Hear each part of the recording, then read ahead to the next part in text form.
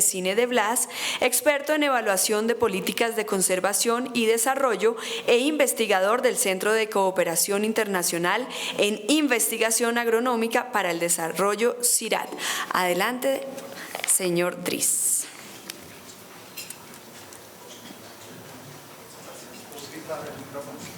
Ahí está inalámbrico y acá está, si necesita. Acá está.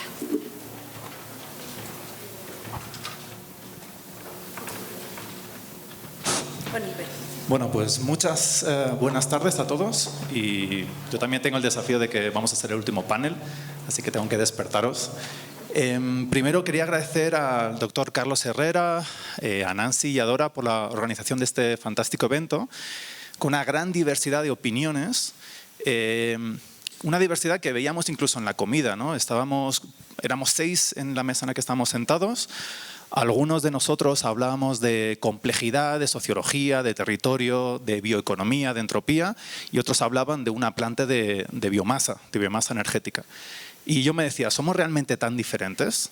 Pues en el fondo no. O sea, en el fondo una planta energética tiene tantas tuberías como vínculos tiene un territorio. O sea, la complejidad está tanto en una empresa, tanto en una fábrica, como en elaborar un plan estratégico territorial.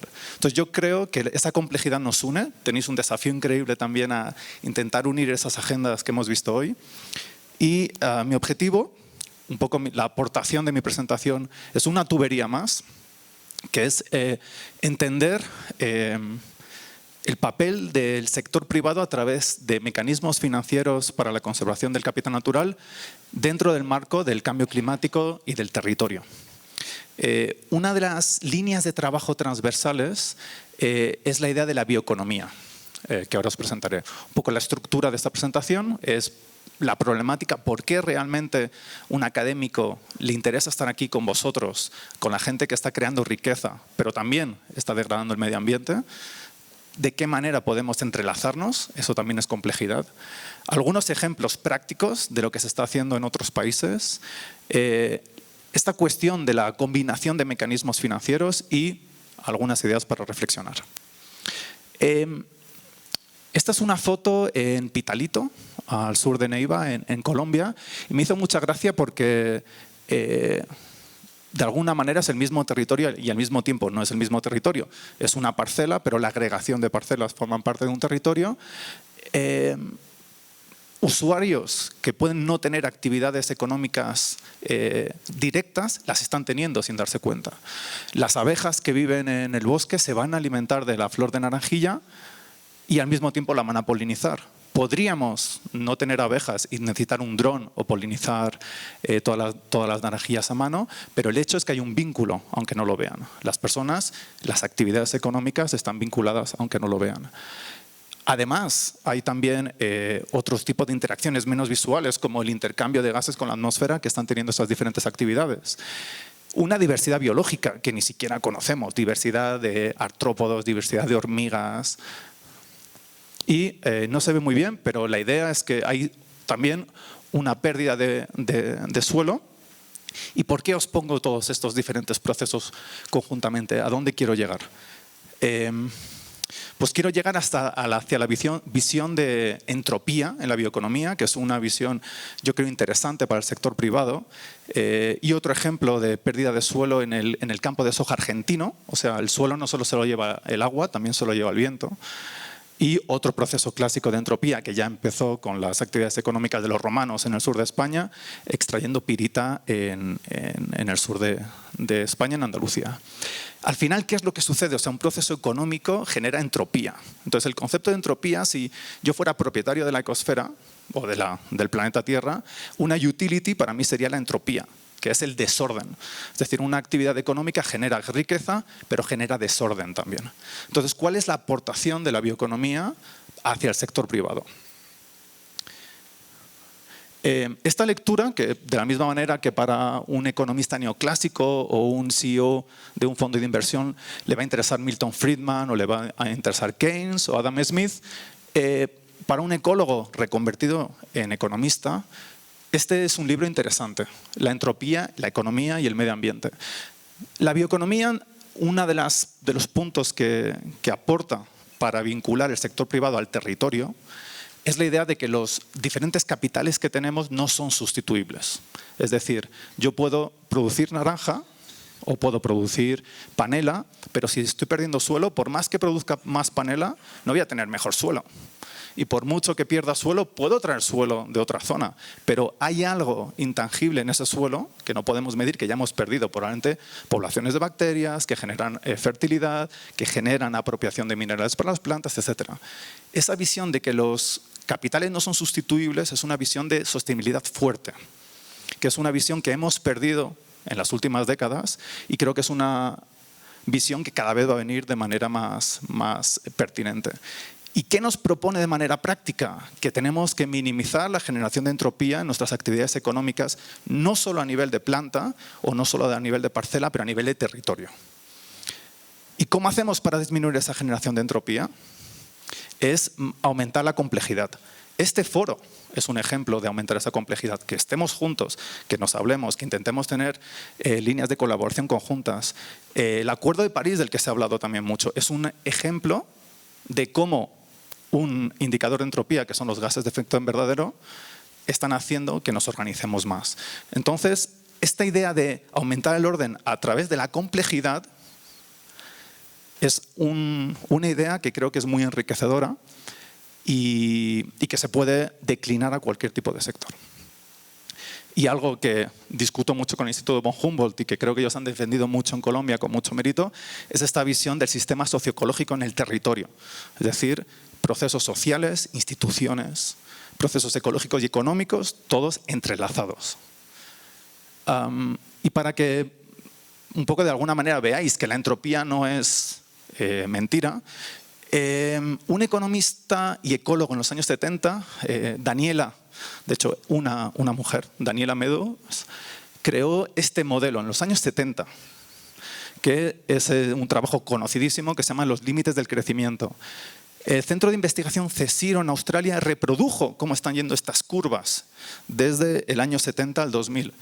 Lo que vemos es que las curvas se están manteniendo como se predijeron, es decir, recursos no naturales, producción industrial y polución.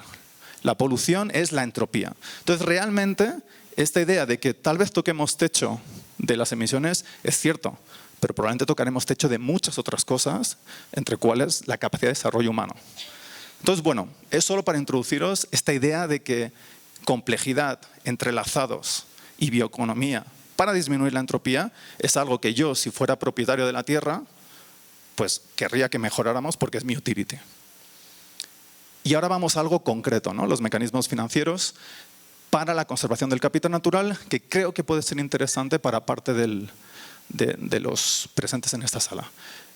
Muy rápidamente, algunos casos. ¿Cuánto tiempo me queda, por cierto? Ah, ¿ya se ha acabado? Perfecto. ¿Qué? A 15. Es que no, ahí pone 0. Ok, pues intentaré terminar antes para que tengamos preguntas, que creo que sería bueno que todos participásemos. Una idea interesante es el reordenamiento fiscal. Es una pena que Sebastián, yo creo que ya no está, se ha ido. El reordenamiento fiscal es una de las líneas de trabajo que menos se ha desarrollado dentro de la agenda de bioeconomía y desarrollo económico y tiene que ver con el hecho de transferir fondos entre actividades económicas que puedan crear capital de manera complementaria. Por ejemplo, un reordenamiento fiscal intersectorial es tasar actividades contaminantes e invertirlas en capital natural. Por ejemplo, es una compensación clásica. O sea, lo que está sucediendo con las regalías en Colombia. Bueno, no sabemos qué está sucediendo, pero lo que debería suceder, bueno, de hecho yo no soy colombiano y vosotros sabéis más que yo, pero lo que debería suceder es que si yo estoy degradando capital natural, me asegure que con ese dinero cree las capacidades humanas, tecnológicas o físicas para reponer ese capital natural. Puede ser también intrasectorial, es decir, dentro de un mismo sector, por ejemplo el sector pesquero, tasar más aquellos grandes barcos que tienen frigoríficos y que invierten cada vez en tener radares más potentes para pescar los peces que ya no están, en tener reservas pesqueras y poco a poco fomentar un sector más local. Son reordenamientos fiscales intra o intersectoriales que se combinan a otros instrumentos. También está esa idea de combinación de instrumentos que es otra de las ideas que quería dejar en esta presentación. Entonces, en ambos casos, el objetivo es mantener la imposición fiscal neta. Una de las cosas que yo intentaría comunicar si se desarrollase de manera piloto alguno de estos instrumentos es asegurar que no tienen que ser más impuestos. Simplemente se tienen que reordenar los impuestos. De manera también a tener un alineamiento de subsidios. Muchas veces el sector privado dice, bueno, es que yo estoy intentando hacer un tipo de inversión que está siendo desanimado o desincentivado por una política, o viceversa. Entonces, esto requiere agendas de trabajo comunes. El ejemplo también de las compensaciones, que yo creo que es un tema que genera mucha expectativa, pero yo personalmente en el que no creo mucho. Os voy a decir por qué no creo, ¿no? La compensación, que los créditos de carbono son compensaciones, es lo último que se debe hacer. Entonces, primero se evita, lo primero, luego se minimiza y lo último se compensa. Pero la compensación no tiene que justificar que contaminemos. Pero cuando lo queremos hacer, o los Estados Unidos, que tiene una agenda relativamente neoliberal, es decir, que lo que intenta es crear mercados a veces artificiales para generar nuevos instrumentos de gestión del medio ambiente. ¿Qué se hace? ¿Cómo funciona ese wetland banking? Yo creo una regulación en la que obligo a las personas que destruyen un humedal comprar otro humedal, de alguna manera, eso sería. Entonces, yo, propietario de una granja, digo, pues en vez de hacer arroz, creo un humedal. Y si me sale más barato vender ese humedal que crearlo y lo vendo por más de lo que vendo el arroz, pues creo un humedal. Esa es la lógica del wetland banking. Pero está obligado, no es un mercado natural, está creado por una regulación. Hay un banco de créditos que hace de intermediario. Como os decía, el costo de crear un crédito tiene que ser menor a su precio de venta y la regulación en Estados Unidos ha sido relativamente estricta. O sea, sí que se ha monitoreado de manera muy, muy cercana lo que ha sucedido con el wetland banking. Un ejemplo, este es un caso de tierras de producción de cereales de secano en el sur de Chicago. Tenemos unas 40 hectáreas por parcela. El propietario, un latifundista, decide, pues parte lo voy a asignar a producción de cereales y parte creo humedales y los vendo. Como ecólogo, yo te diría que es una aberración porque nada es reproducible. Es decir, si tú llegas al detalle del tipo de libélulas, el tipo de mariposas, el tipo de vegetales o de plantas o de biodiversidad, es imposible que sea igual al que has destruido. Pero es cierto que tiene que haber economía, o sea, tiene que haber desarrollo. Entonces, tampoco es un inmovilismo anacrónico lo que tenemos que proponer. En este caso, estas superficies se transforman y se venden. ¿De qué manera se venden? Bueno, pues la visión de territorio que tenemos en este caso es una visión bastante fragmentada. Son puntitos, los verdes son restauraciones y los negros son destrucciones, pero no es una matriz de alguna manera unida. O sea, una compensación, si se hiciese en Colombia, habría que entender cómo se quiere zonificar, ¿no? En Estados Unidos, ¿qué ha sucedido? Pues que territorialmente la aplicación ha sido muy heterogénea y ha dependido de las instituciones locales. No solo de la cantidad de humedales, porque sin humedales no compensas, pero de las instituciones, de las leyes, de las personas, del territorio. Un territorio como Maine, por ejemplo, no ha tenido la aplicación que ha tenido la zona de los Grandes Lagos, que ha sido muy densa. Y, por ejemplo, de esta zona ha sido también ha tenido una actividad muy importante. Entonces, es un instrumento heterogéneo. Un ejemplo interesante, pero que tiene una visión mucho más local, es una combinación de instrumentos. El wetland banking ya de por sí es una combinación de instrumentos, es una regulación y un mercado.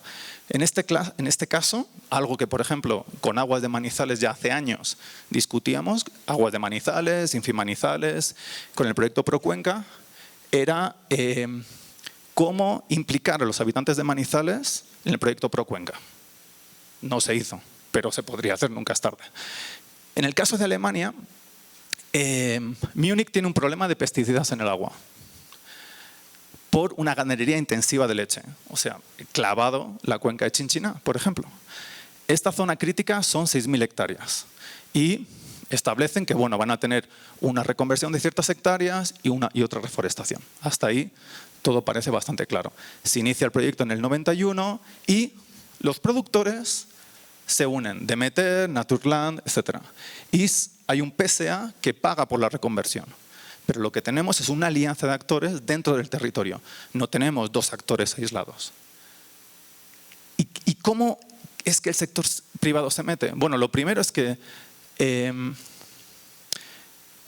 proyecto costó 0,01 euros por metro cúbico, mientras que desnitrificar le costaba a la Municipalidad de Múnich 0,3 euros por metro cúbico. O sea, es mucho más barato. Aun el coste de organizar a los actores es mucho más barato invertir en capital natural que hacer innovación tecnológica. La innovación tecnológica hay que hacerla también, pero no hay solo que poner toda la inversión en una parte del capital. Otro punto interesante es que se creó una marca que se llama Biomangfall, con la idea de vincular a los habitantes de Múnich a comprar los productos producidos en esta zona. Y se creó un efecto llamada. Este ha sido un caso bastante exitoso y creo que bastante reproducible.